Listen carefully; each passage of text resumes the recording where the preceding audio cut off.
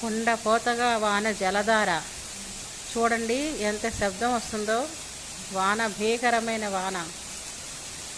ఎంత దృశ్యం అండి, ఎంత అందమైన దృశ్యం.